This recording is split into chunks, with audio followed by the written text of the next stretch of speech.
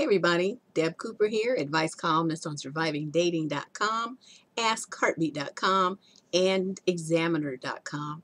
I wanted to make a few comments to bring awareness to something that's happening a lot on social media sites, including Facebook, where I spend a lot of time. I've been getting lots of questions from women wondering what's going on. This is the issue. Guys are using these social media sites to shop for women. That's essentially what it is. Because people have pictures up of themselves. And, some women, I have to admit, some women just do too much.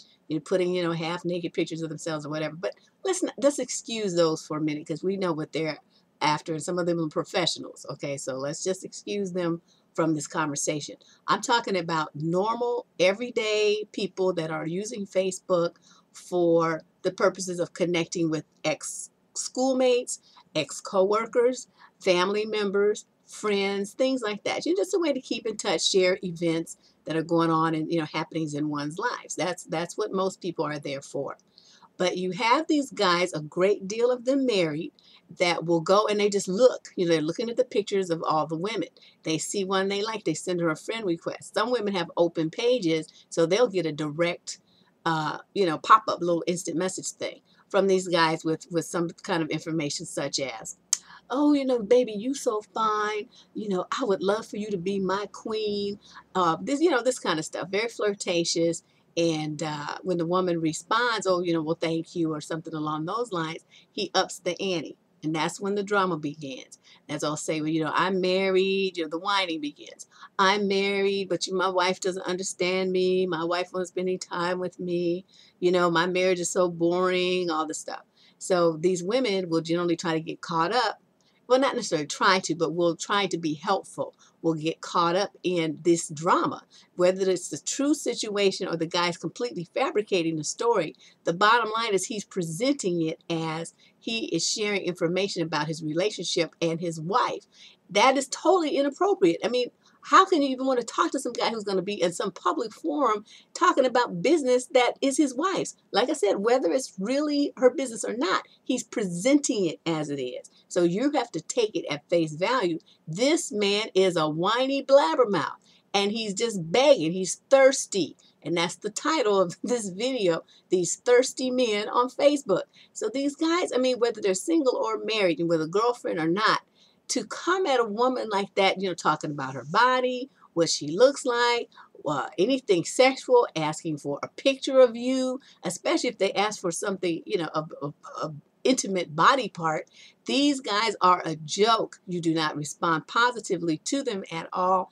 And you have to kind of look at this, even though you may feel like, well, it's the internet, it's no big deal, it's just words, blah, blah, blah, blah.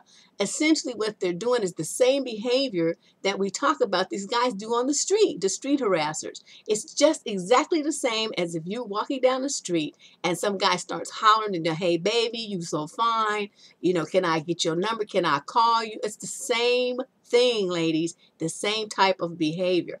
The difference is they don't have to get up and leave their house. They can just sit there in the comfort of their own home, looking like who knows what, and harass hundreds of women over the course of a week. So I caution women to recognize that behavior for what it is. Too many women are getting flattered. Some guy tells them that they're pretty or beautiful or they're, she's a queen and all this old BS. The women, they bite. They're so desperate for attention, I guess. I don't quite know what that is. But it's totally silly for you to bite on a situation like that and get all caught up with some guy you don't know anything about. You don't even know if the name he's giving you is real. If the picture he has up is real, you don't know anything. So you're giving this guy information about yourself. You tell him where you live, all the stuff about your relationships, your past. You're getting all needed up in his business. With him asking you all those questions, he is finding out how you think. He's finding out how to get at you.